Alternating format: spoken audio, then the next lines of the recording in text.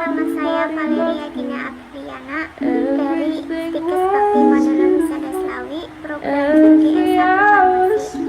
Di sini saya akan menjelaskan tentang farmakologi. Yang pertama ada definisi farmakologi.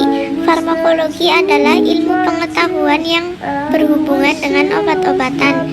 Yang pertama, penelitian mengenai penyakit-penyakit. Yang kedua, kemungkinan penyembuhan. Yang ketiga, penelitian obat-obatan baru.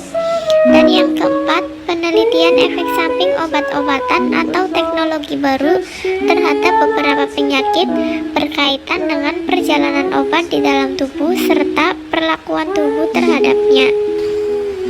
Yang kedua ada peran farmasis dalam bidang farmakologi. Yang pertama, menemukan obat-obatan baru untuk membantu memerangi penyakit. Yang kedua, meningkatkan efektivitas obat-obatan. Yang ketiga, mengurangi efek samping obat-obat yang tidak diinginkan. Yang keempat, memahami, mempelajari, dan meneliti mengapa setiap individu berbeda dalam cara merespon obat-obatan tertentu, serta mengapa beberapa orang menyebabkan kecanduan obat-obatan tertentu. Selanjutnya ada fase perjalanan obat dalam tubuh. Yang pertama ada fase farmasetik, yang kedua fase farmakokinetik, yang ketiga fase farmakodinamik. Yang pertama ada fase farmasetik. Fase farmasetik meliputi waktu mulai penggunaan sediaan obat melalui mulut hingga pelepasan zat aktifnya ke dalam cairan tubuh. Contoh, tablet mengandung hanya 5-10% zat aktif, 90% zat tambahan, terdiri dari 80% zat pengencer, zat pengikat, dan 10% zat penghancur tablet.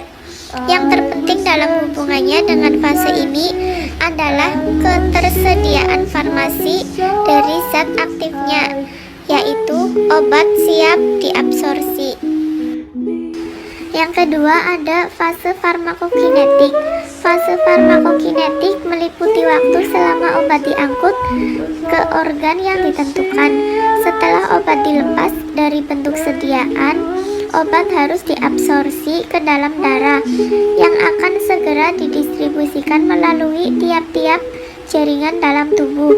Dalam darah, obat dapat mengikat protein dan mengalami metabolisme, terutama dalam melintasi hepar atau hati. Meskipun obat akan didistribusikan melalui badan, tetapi hanya sedikit yang tersedia untuk diikat pada struktur yang telah ditentukan. Yang terakhir ada fase farmakodinamik.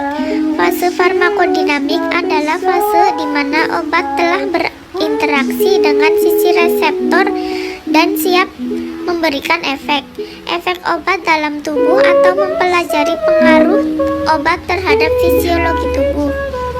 Obat pada tubuh bekerja melalui salah satu dari proses interaksi dengan reseptor, interaksi obat dengan enzim, dan kerja obat non-spesifik.